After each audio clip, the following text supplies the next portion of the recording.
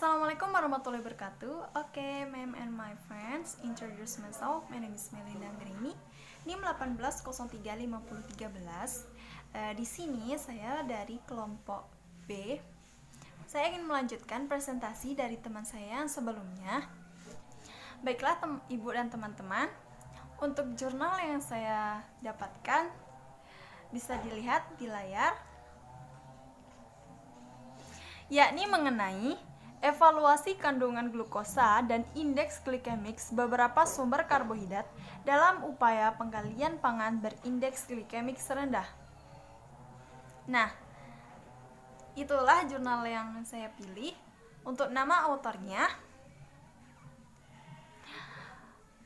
Nuzul Wahyunidia, Aprilia Ambarwati, Gita M. Warsito, Greta Niken, Eriza T. Heriwiyati, Rani Windisari, Deka Prismawan, Robiatul F. Hartasari, dan Purwanto. Nah, untuk penerbitnya, teman-teman bisa melihat juga di layar. Untuk penerbitnya, Jurnal Farmasi dan Ilmu Kefarmasian Indonesia.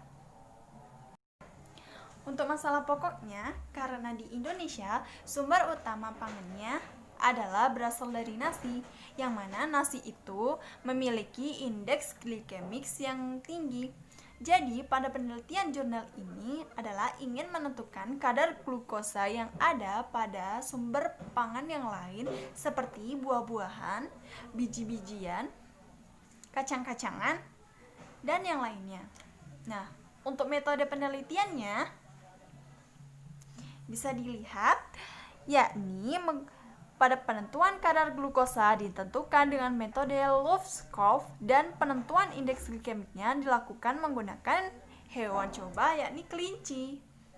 Nah, pada detail metodenya, teman-teman bisa melihat juga di layar, yakni metodenya yang pertama itu adalah preparasi sampel bahan pangan, yang mana bahan pangan itu kita olah, kita masak agar menjadi bahan pangan yang bisa dikonsumsi dengan layak. Nah, pada tahap yang kedua, yakni preparasi sampel untuk penentuan kadar glukosa, di situ kita menggunakan filtrat A dan filtrat B.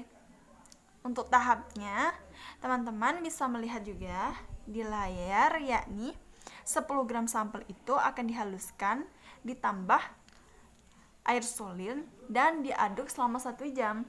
Setelah itu akan disaring. Setelah disaring, filtrat tadi ditambahkan 5 ml larutan ZN asetat dan setetes larutan NH4 2 kali HPO4 sampai keruh. Kemudian ditambah air suling sampai 100 ml. Kemudian filtratnya ditambah 500 ml air suling lagi dan ditambah 20 ml HCl 30%. Kemudian dipanaskan dalam penanas air 60 derajat Celcius selama 10 menit. Kemudian kita dinginkan hingga suhu itu 20 derajat Celcius. Lalu kita netralkan dengan NaOH 45%. Setelah itu kita melakukan penyaringan kembali dan kemudian ditampung. Itulah yang akan menjadi filtrat A. Kemudian yang filtrat B, residu nanti kita cuci dengan ether selama 3 kali, kemudian ether diuapkan. Setelah itu ditambah 200 ml air suling dan 20 ml HCl 25%. Kemudian kita reflux sekitar 2,5 jam dalam penanas air. Setelah itu larutan didinginkan hingga dengan suhu kamar dan netralkan dengan NaOH 45%, kemudian disaring, dan itulah yang akan menjadi filtrat B. Baiklah, pada tahap yang ketiga yaitu penentuan kadar gula pereduksi. Yang pertama, sampel hasil preparasi tadi diencerkan, kemudian 10 ml larutan hasil pengenceran tadi ditambahkan larutan Loeff's curve 25 ml. Setelah itu dididihkan 2 menit, kemudian diteruskan selama 25 menit. Larutan yang telah dididihkan tadi kemudian ditambah 10 ml larutan Ki 20% dan 25 ml larutan H2SO4 secara perlahan. Kemudian kita titrasi dengan larutan Na2, S2O3 baku dengan indikator amilum 0,5%. Kemudian tahap yang terakhir yaitu penentuan indeks glikemiksnya. Nah, pada penentuan indeks glikemiks ini kita menggunakan hewan coba kelinci untuk tiap sampelnya, yang mana kelinci tadi akan diberikan sampel pangan. Nah, kita menggunakan 6 ekor kelinci tiap kelompoknya yang diuji dengan dosis 10 gram per kilogram glukosa untuk manusia dewasa. Setelah itu nanti akan diberikan pangan standar glukosa 0,47 gram per kilogram berat badan kelinci tersebut. Setelah itu nanti kelinci akan ditimbang dan diukur gula darahnya melalui vena telinga pada menit ke-0. Setelah itu akan dilakukan pada menit selanjutnya. Pada menit ke-15, 30, 60, 90, dan 120 menit. Setelah diberikan makan, nanti kelinci akan diistirahatkan selama 4 hari. Kemudian kelinci diberikan larutan glukosa dan dilakukan pengukuran glukosa dengan prosedurnya. Kemudian dibuatkan kurva. Kemudian hasil penelitiannya adalah baiklah, hasil dari penelitian jurnal ini adalah kandungan glukosa yang ada pada setiap bahan pangan itu bervariasi tergantung bahan pangan apa yang akan kita uji.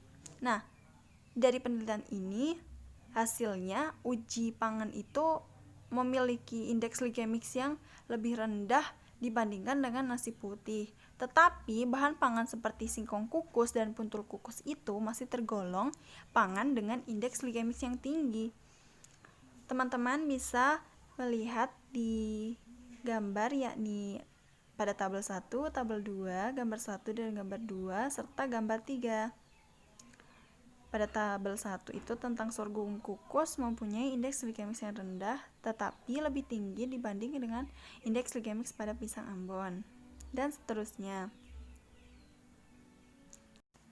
Kesimpulan dari penelitian jurnal ini, kadar glukosa yang terkandung pada bahan pangan sumber karbohidrat dari kelompok biji-bijian, umbi-umbian, buah-buahan, dan kacang-kacangan itu masih memiliki indeks glikemik yang rendah, jadi bagus untuk atau aman untuk dikonsumsi pada penderita diabetes mellitus.